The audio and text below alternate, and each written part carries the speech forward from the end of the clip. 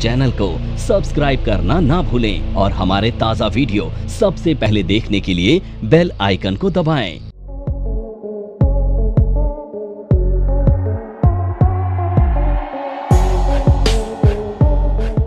Tally में एक नई कंपनी क्रिएट कर रहा हूँ मैं, जीएसटी के असाइनमेंट के साथ। असाइनमेंट आपके पास पड़ा ही हुआ है ना।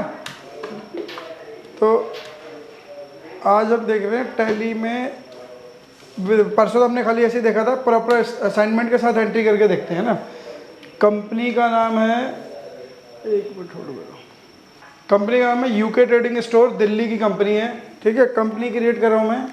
कंपनी क्रिएट करी तो आपको आती है, टैली दिख रहा है ना अभी आपको? हाँ, टैली दिखेगा, पीडीएफ शायद ना दिखे आपको। यहाँ पे एड्रेस, ये फाइनेंशियल, ये बुक भी नहीं है ना, ये तो सेम है।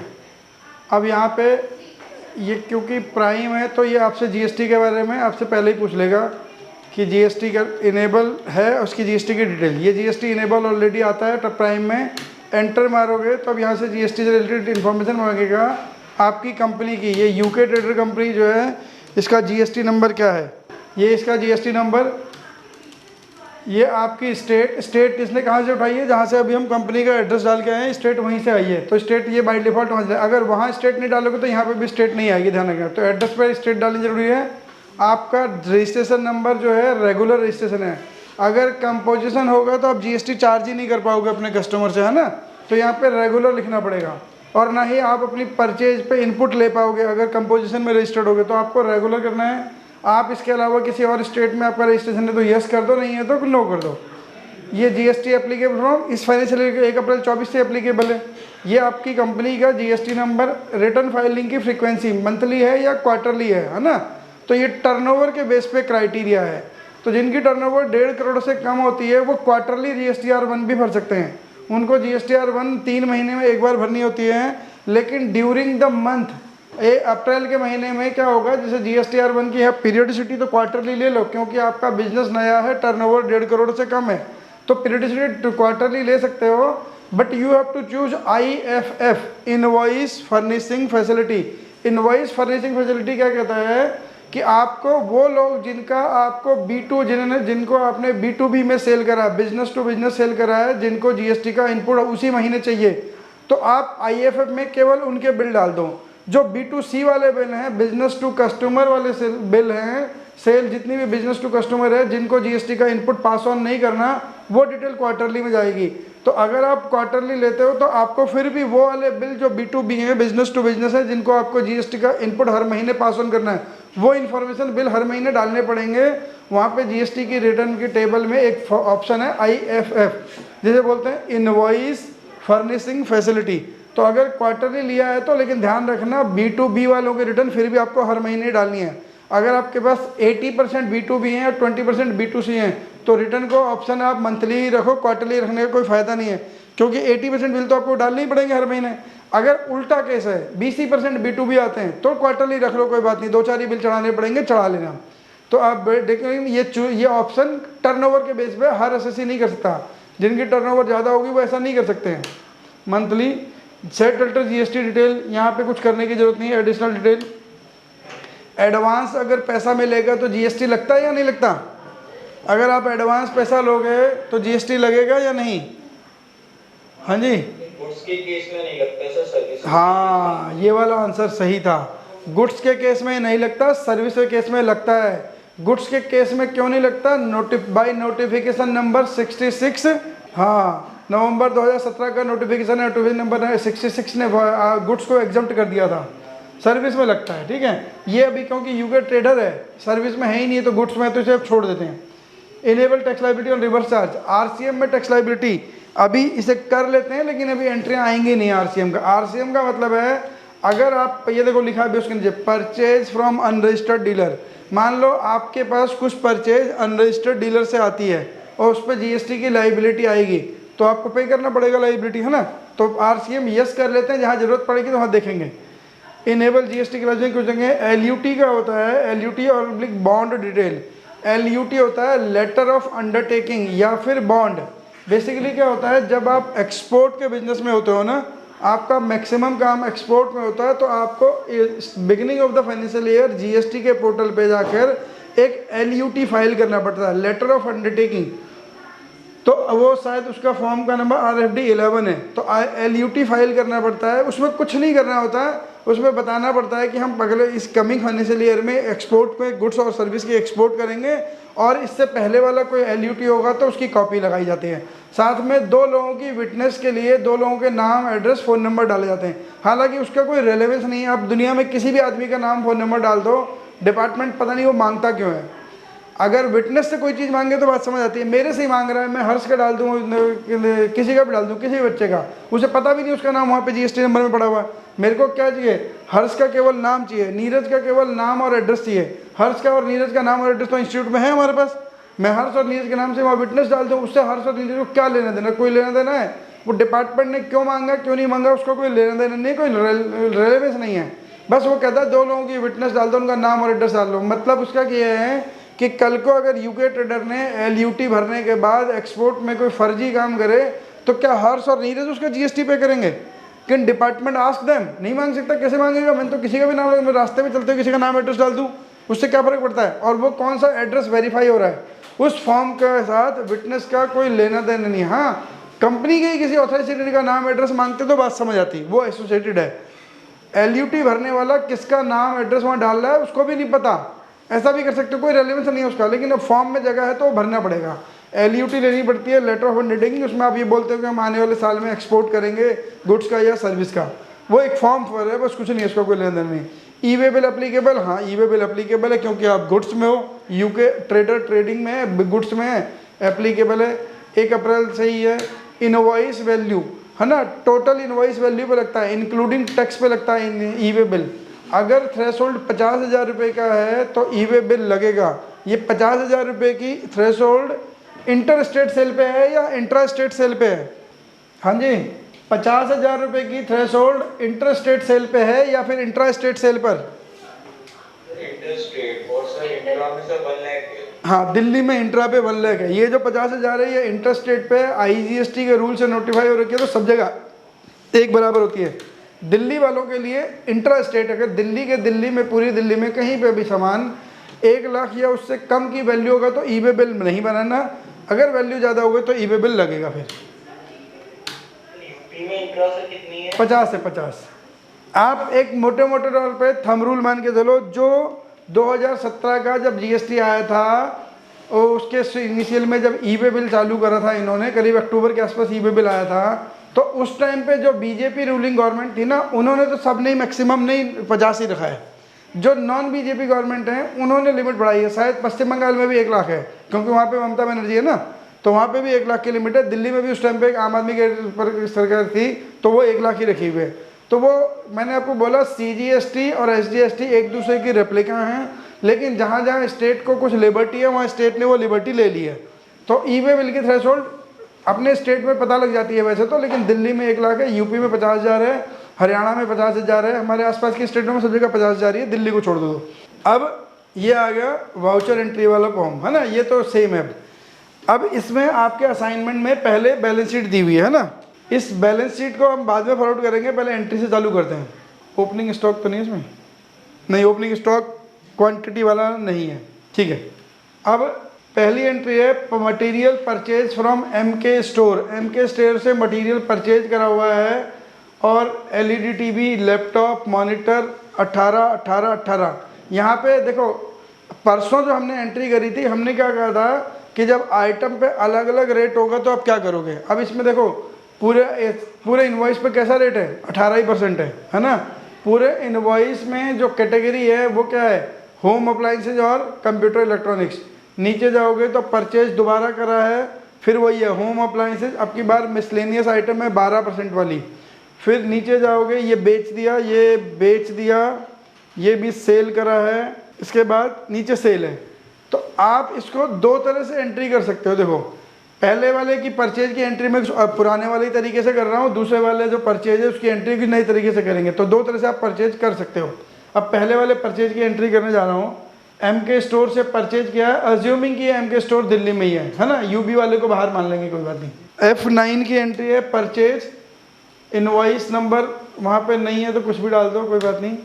डेट 2 अप्रैल है, MK stores, alt C master create करना है, ग्रुप बनेगा इसका ग्रुप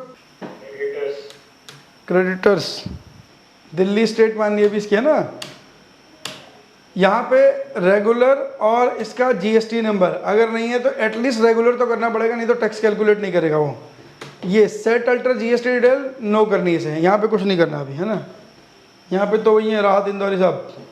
यहाँ पे purchase ledger, purchase account, purchase का ग्रुप परचेज ही होता है। GST applicable set alter GST detail no, ये गुड्स है, यहाँ पर नो ही रखना है अभी है ना, अभी भी नहीं लेना। अब ऑल्ट सी, जब हम प्रोडक्ट खरीद रहे हैं, जिस मटेरियल को खरीद रहे हैं उसके ऊपर जीएसटी लगाएंगे। एलईडी टीवी, यहाँ पर अभी देखो, यहाँ पर प्राइमरी की जगह आप कैटेगरी क्रिएट कर सकते हो, होम अप्लायंसेज है ना। तो अब अभी यहाँ पे एक कैटेगरी क्रिएट कर रहा हूँ मैं, होम अप्लायंसेज, ये प्राइमरी ही रहेगा। यहाँ पर अभी जीएसटी की डिटेल नहीं डाल रहे, अगली वाली परचेज में यही जीएसटी की डिटेल डालूंगा, देखना क्या होगा फिर। यूनिट क्रिएट करनी है, नंबर्स डेसिमल के बाद 3, जीएसटी एप्लीकेबल यही हमने जीएसटी लगाना सीखा था पिछली क्लास में। एचएसएन कोड है नहीं है। On value taxable item, reverse charge पे जीएसटी लगेगा नहीं, हम क्योंकि फॉरवर्ड चार्ज पे दे रहे हैं है ना। टैक्स है 18%, कंट्रोल है ठीक है। 5 खरीदे हैं, 35,800 का एक है। ऑल्ट सी, अगला प्रोडक्ट है लैपटॉप, आपकी बार कंप्यूटर आइटम है ना, ये कंप्यूटर एटसेट्रा। नया ग्रुप बना रहा हूँ, प्राइमरी, बस जीएसटी डिटेल यहाँ नहीं डाल रहे अभी हम। नंबर्स हैं, GST applicable yes, laptop taxable 18%, 10 है 45,800। ऑल्ट सी मॉनिटर, ये computer etcetera. Numbers, GST applicable ये आ गया। अब परचेज पे लगने वाला टैक्स कौन सा होता है? जो इनपुट सीजीएसटी, इनपुट एसजीएसटी या फिर इनपुट आईजीएसटी अकेला ना, ये परचेज है और दोनों सेलर बायर दोनों दिल्ली में, तो input CGST. Group duties and taxes, GST central tax. यहाँ पे परसेंटेज कैलकुलेशन नहीं बतानी क्योंकि हम प्रोडक्ट पे लगा के आ गए हैं, ये जीएसटी लग के आ गया। Alt C input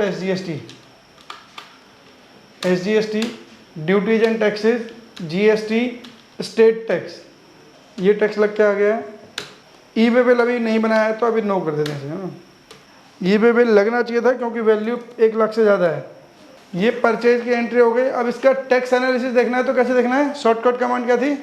tax analysis है alt A then alt F1 है ना। ऑल्ट ए और alt F1, alt A thereafter alt F1, shortcut command to see the tax analysis. Tax analysis को देखने के लिए shortcut command alt A alt F1। और invoice mode में देखना है तो कंट्रोल पी, इनवॉइस मोड में देखना है तो कंट्रोल पी देन आई। ये रहा नीचे, क्योंकि सब पे 18% है इसलिए एक साथ दे दिया पूरी वैल्यू 6,92,000 की वैल्यू पे 18% ये सब पे। तो यहाँ पे आइटम वाइज अलग अलग नहीं है ना। कंट्रोल क्यों। अब एक आइटम प्रोडक्ट कर ली। दूसरा मटेरियल खरीदा है यूबी मेटल से, iron rod, stainless steel item और कॉपर वायर, ये सब आयरन रॉड होम अप्लायंसेज की कैटेगरी में, बाकी मिसलेनियस आइटम है। ठीक है, ये भी 2 अप्रैल की परचेज है। यूबी मेटल्स ग्रुप क्रेडिटर, इसकी स्टेट उत्तर प्रदेश कर देते हैं, आईजीएसटी भी लग जाएगा ना इसमें। अगेन रेगुलर है ना, यहाँ पे बस इसके अलावा कुछ नहीं है। परचेज अकाउंट आप ऑलरेडी बना के आए हुए, दोबारा परचेज अकाउंट बनाने की ज़रूरत है नहीं।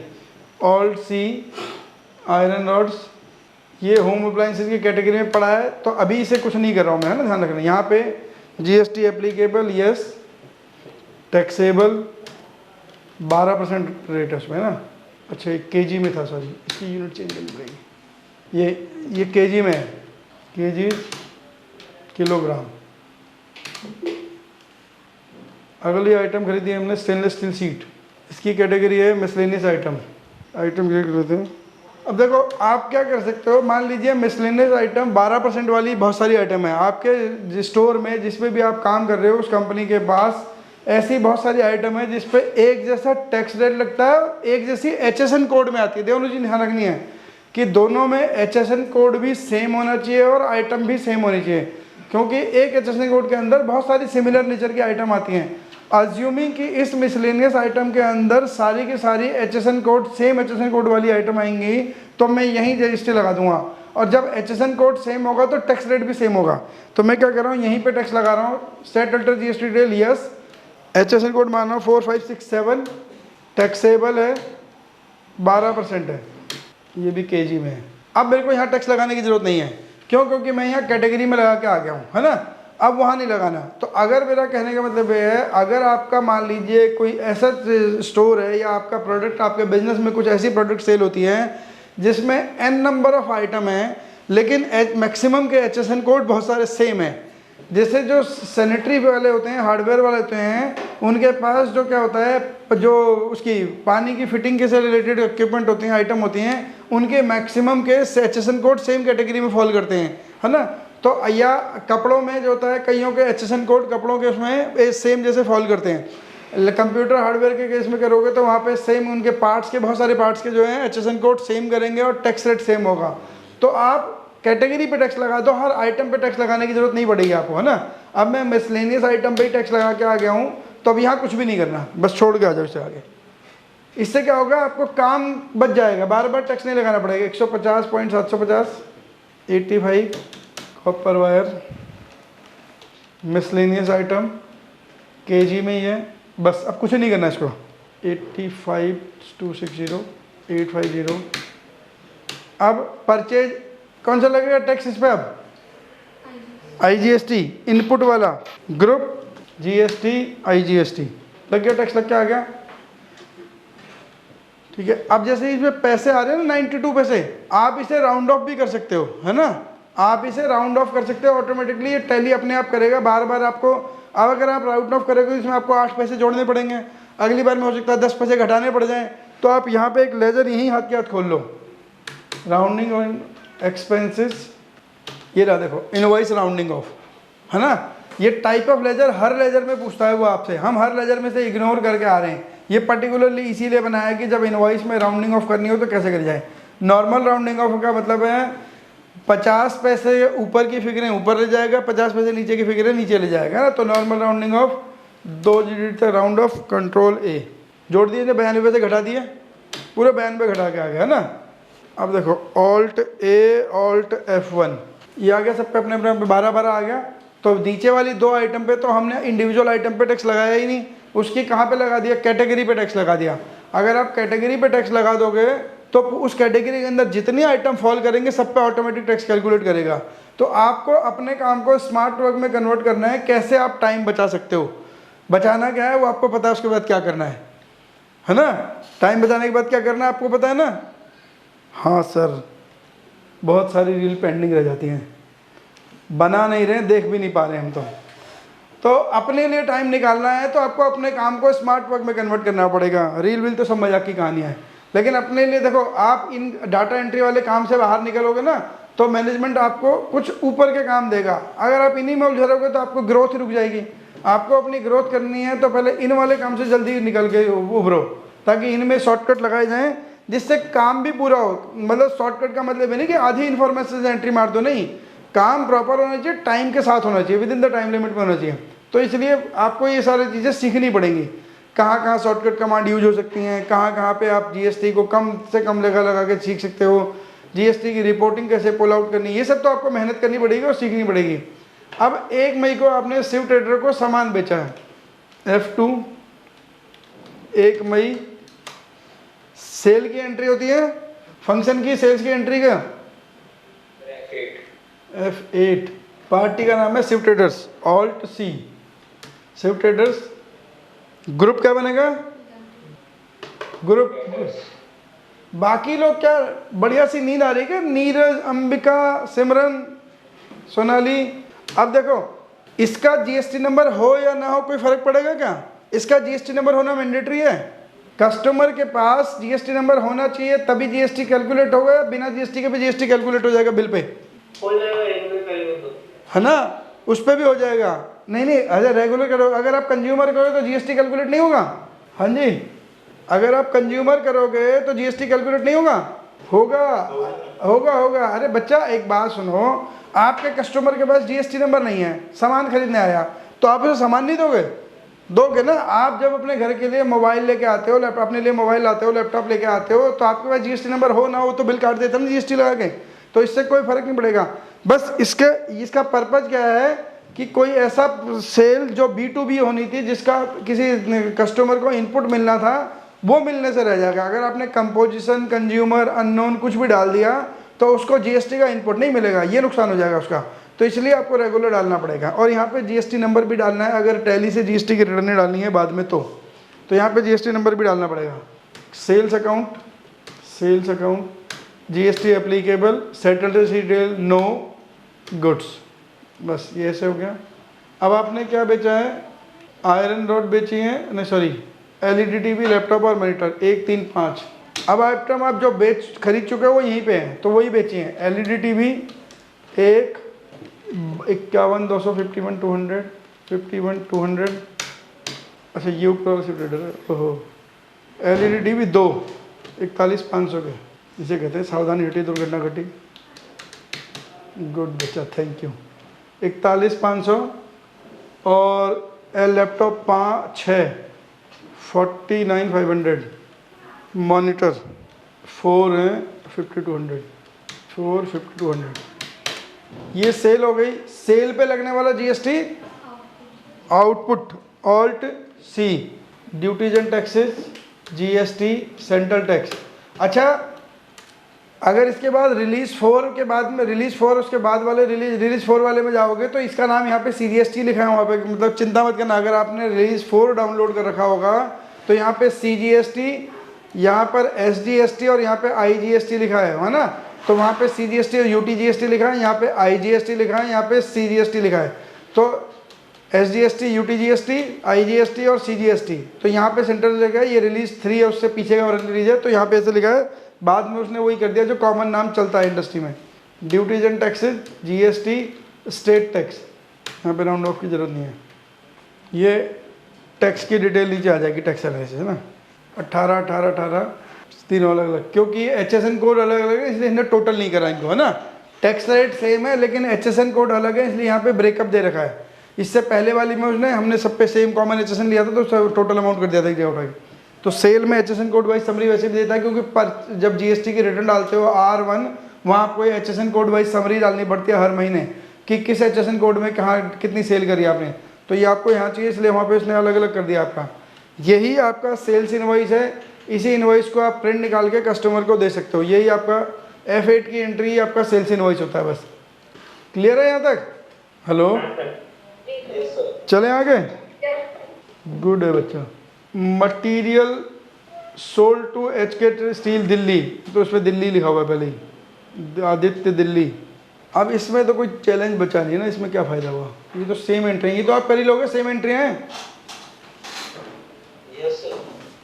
है ना, ये तो सिमिलर नेचर की एंट्रियाँ हैं। अब आप एक काम कर सकते हो, काम का नाम ये है कि 1 मिनट होल्ड करो। देखो, जब हमने अभी वो डाला ना, एंट्री डाल के आए हैं हम, ये 2 ही एंट्री डाल के आए, सॉरी, सेल की एंट्रियाँ दिख रही है? एक भी नहीं दिख रही है। 25 मई, ये देखो, ये मई के महीने में जो सेल की एंट्री डाली है, ये कहाँ पे लिखा है? अनसर्टेन ट्रांजैक्शन और करेक्शन नीडेड। ये पता क्यों आया? क्योंकि हम उसका जीएसटी नंबर डाल के नहीं आए, हम खाली रेगुलर लिख के आए हैं, पार्टी का जीएसटी नंबर डाल के नहीं आए हैं। यहाँ पे पार्टी का जीएसटी नंबर डालते हैं तो जीएसटी की रिटर्न में भी इन्फॉर्मेशन ऑटोमेटिक आ जाती। उसने एंट्री कर दी, टैक्स कैलकुलेट कर दिया, बिल जनरेट कर दिया, लेकिन पोर्टल पे रिपोर्ट नहीं कर पाओगे आप इसे। अगर जीएसटी के पोर्टल पे रिपोर्ट करना है तो यहाँ पे पार्टी का जीएसटी नंबर आपको डालना है। जब जीएसटी नंबर डालोगे तो ये वैल्यू जो है ये नीचे आएगी, फिर यहाँ पर ये नीचे यहाँ पे इस जगह पे आएगी वैल्यू पर्टिकुलर के नीचे, ताकि आपको पार्टी का जीएसटी नंबर के साथ अब जीएसटी की रिटर्न में B2B B2C कैसा होगा वहाँ दिखाएगा, है ना। अगर देखो मैं आगे नीचे है ना, ये नीचे आ गया क्योंकि कंज्यूमर है, कंज्यूमर को AITC चाहिए ही नहीं होता, तो लोकल सेल है, कंज्यूमर है, जीएसटी का इनपुट से पास ऑन नहीं करना, तो इसने जीएसटी के रिटर्न में वैल्यू इन्वॉल्व कर दी और यहाँ से जीरो कर दिया। अगर कोई भी एरर होगी जो पोर्टल में जाके मिसमैच करेगी तो टैली उसे यहाँ से प्रोसेस नहीं करेगा, तो आपको वो इन्फॉर्मेशन सारी वहीं डालनी है। अगर मैं दोबारा रेगुलर करूँगा तो दोबारा ऊपर ले जाएगा।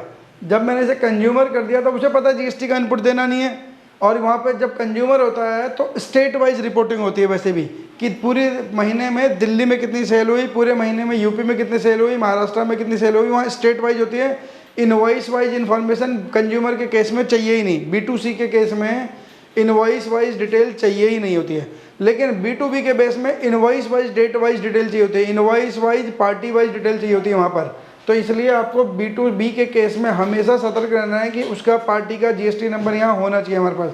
पार्टी का जीएसटी नंबर, गुड्स और सर्विस का HSN code, unit UQC unit, ये 3 चीज़ें ज़रूर होनी चाहिए ताकि रिटर्न भरने में दिक्कत ना हो। नहीं तो बाद में आपने 150, 200, 500 एंट्रियाँ करी पूरे महीने में बैठ के और जीएसटी की रिटर्न मैनुअल भरनी पड़ती है, क्या फ़ायदा होगा उसका।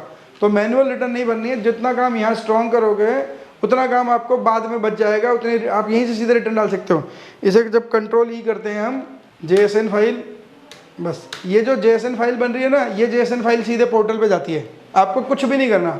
अगर आपकी ये JSN फाइल मैच है, ये इन्फॉर्मेशन आपके से कई बार ऐसा हो सकता है, अभी जैसे आप देख रहे हो तो सेल रजिस्टर में तो एक एंट्री थी लेकिन रिटर्न में एक भी नहीं आ रही थी, तो ये एंट्री रिटर्न के टाइम पे ध्यान है, करेक्शन नीडेड वाला कॉलम हमेशा जीरो होना चाहिए। हमेशा जब भी आप जीएसटी की रिटर्न डालोगे कहीं से भी, तो हमेशा ये कॉलम जीरो होना चाहिए। अब ये आ गई तो कुछ नहीं करना, Alt E रिटर्न के लिए, ई रिटर्न, JSN का फॉर्मेट ले लो, ये पाथ ले लो जहाँ पे आपको सेव करना है, ये फाइल बनी हुई है JSN, ये आपका GSTR1 है, आपकी कंपनी का GST नंबर है, कौन सा महीने के, मई के महीने की JSN फाइल।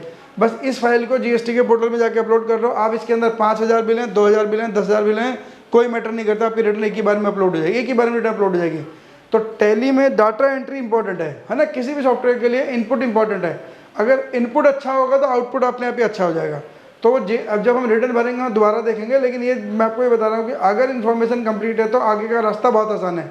नहीं तो अगर आपके पास 500 से ज़्यादा बिल हुए तो वो मैनुअल भी नहीं डालने देगा। 500 के लिए आपको एक जीएसटी के पोर्टल से ऑफलाइन यूटिलिटी लेके आनी पड़ती है, उसमें जाके सारा डाटा डालना पड़ेगा, उसका फॉर्मेट अपने तरीका अलग है। तो फ़ायदा क्या है, जब यही काम करना है तो सारा यही काम करो ना। तो यही काम करने से रिटर्न वगैरह भरने में सारे काम में आसानी हो जाती है। तो अब आपके पास देखो, बैलेंस शीट में चलेंगे, करंट लायबिलिटी में ड्यूटीज एंड टैक्सेज, यहाँ पे इनपुट आउटपुट आमने सामने खड़े हो गए हैं ना, ये सारा मेरा इनपुट है, ये मेरा आउटपुट है। तो इनपुट आउटपुट इसलिए ड्यूटीज एंड टैक्सेज दोनों का बैलेंस है। वैसे अगर नॉर्मल अकाउंटिंग की भाषा में करोगे तो ये मेरा करंट एसेट्स है और ये मेरी करंट लायबिलिटी है ना। अगर मैं टैली में करंट एसेट लायबिलिटी में अलग अलग जगह डाल दूंगा तो मुझे जब मंथली रिटर्न बनानी पड़ेगी वहाँ से यहाँ डाटा बार बार मिलाना पड़ेगा। तो ये करंट, इसलिए दोनों का ग्रुप ड्यूटीज एंड टैक्सेज रखते हैं, वो है भी duties and taxes he. Duties and taxes ultimately liability में ही आता है। अगर पॉजिटिव हो गया तो लायबिलिटी नेगेटिव दिखेगी मेरे को, कि अगर ये डेबिट साइड ज़्यादा हो गया, अगर ये क्रेडिट साइड ज़्यादा हो गया तो लायबिलिटी वो दिखेगी मेरे को पॉजिटिव में, जो मैंने पे करनी है। तो इसलिए ड्यूटीज एंड टैक्सेज में रखते हैं दोनों को। वैसे टेक्निकली देखोगे तो ये करंट एसेट्स हैं। अगर 31 मार्च को कुछ इनपुट बच गया मेरा तो मेरे को बैलेंस शीट में तो करंट एसेट में दिखाना होगा, है ना, वहाँ पे लायबिलिटी को नेगेटिव नहीं दिखाऊंगा। लेकिन ड्यूरिंग द ईयर दोनों आमने सामने ही रहेंगे ऐसे ही। अब इससे आप क्या देख सकते हो कि आपको कितना टैक्स पे करना है, कितना आपके पास बचा हुआ है।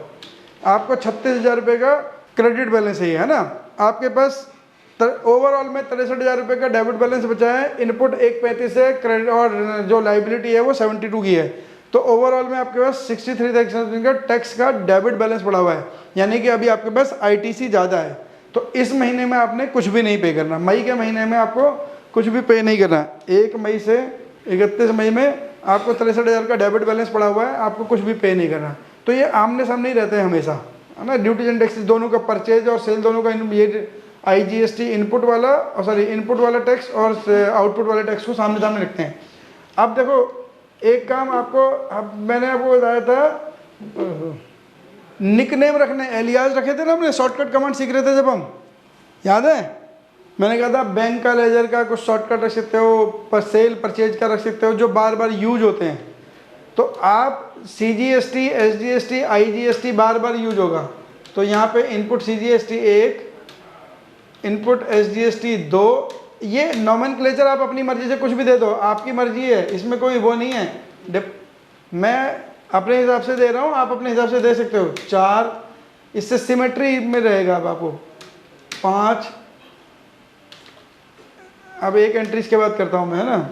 Output GST 6, duties and taxes GST, ये मैंने पहले ही खोल लिया, है ना। अब इससे क्या होगा, जब आप एंट्री करोगे, एक सेल की एंट्री और कर लेते हैं फिर हम। Material sold to HK steel Delhi, है ना, 2 मई की एंट्री है। Alt C HK steel debtor, ये रेगुलर है दिल्ली में। सेल्स क्या बेचा है, HK स्टील को आयरन रॉड 62,800, 85,185, कॉपर वायर। अब इस पर टैक्स लगेगा आउटपुट वाला 3, आउटपुट 4 था आउटपुट CGST, 5 था आउटपुट SGST, है ना। 6 करूँगा तो आउटपुट IGST आएगा, कैलकुलेट नहीं करेगा। लेकिन आपको क्या है, अब पूरा आउटपुट CGST टाइप करने की जरूरत नहीं है, आउटपुट SGST कुछ पूरा टाइप नहीं। नॉमेनक्लेचर देने से फ़ायदा है, क्योंकि बार बार यूज होंगे, सेल परचेज पूरे साल चलती रहेगी। तो इनको आप कोई भी शॉर्टकट की दे दो, 1 2 3 4 5 6, या जो आपको अच्छा लगे, जो नंबर आप आराम से, एक से ज़्यादा नंबर भी मत देना, कोई फायदा होगा। 13 14 15 20 100 200, फिर 100 200 पूरे टाइप करने पड़ेंगे ना। तो शुरू में 1 से 9 तक कुछ खास लेजरों को आप नॉमेनक्लेचर दे दो, ताकि उन्हीं से आपका काम चल जाए। 1 टैक्स कैलकुलेट नहीं करेगा, 2 3 ये आ गया, है ना। तो आपको ये देखना है कि आपको किससे काम चल जाएगा आपका ना। 4 5 इसकी तो ज़रूरत है नहीं। तो इसका फ़ायदा ये है शॉर्टकट कमांड देने का, राउंडिंग ऑफ को भी कुछ नंबर दे सकते हो ना, ये भी बार बार चाहिए होगा। अब 7 करो, राउंडिंग ऑफ आएगा आपका। तो इससे फ़ायदा ये है कि काम स्पीड हो जाएगा, है ना। ये छोटी छोटी चीज़ों से काम में स्पीड आ जाती है, बस ये फ़ायदा आएगा। तो ये कंप्लीट था GST में कैटेगरी पे टैक्स लगा के काम कैसे करोगे, और इंडिविजुअल आइटम पे टैक्स लगा के कैसे काम करोगे। अब ये बचे हुए असाइनमेंट को एक बार प्रैक्टिस करके देखना, ठीक है। तो अब आप असाइनमेंट करोगे तो ऊपर बैलेंस शीट फॉरवर्ड करके करना है। बैलेंस शीट फॉरवर्ड करने वाला काम आपने पहले करा हुआ है ना। तो बैलेंस शीट फॉरवर्ड करने के बाद एंट्री करना। उससे क्या होगा, देखो MK स्टोर की स्टेट यहाँ पर पता लग जाएगी, UB मेटल की स्टेट यहाँ पर जाएगी, हमने तो अभी अंदाजे से ली थी ना। और यहाँ पर शिव ट्रेडर की स्टेट ये रही महाराष्ट्र। तो आपको अब स्टेट ध्यान रख के एंट्री करना। तो अभी तो हमने एंट्री करते हैं अंदाजे से ले ली थी, जब आप ये फॉरवर्ड कर दोगे तो स्टेट यहाँ पे इनके अपने आप आ जाएगी आपके पास। तो अब फिर उसके हिसाब से GST लगाना। क्लास वाला GST मत लगा देना, क्लास में तो हमने ऐसे अंदाजे से कुछ भी लगाया हुआ है। तो इसलिए पहले बैलेंसेज हैं, यहीं पे स्टेट दिए साथ में, तो आपको ये स्टेट खोल के तब एंट्री करनी पड़ेगी। उसके साथ आपको उस हिसाब से फिर GST भी लगाना होगा। कर दें क्लोज।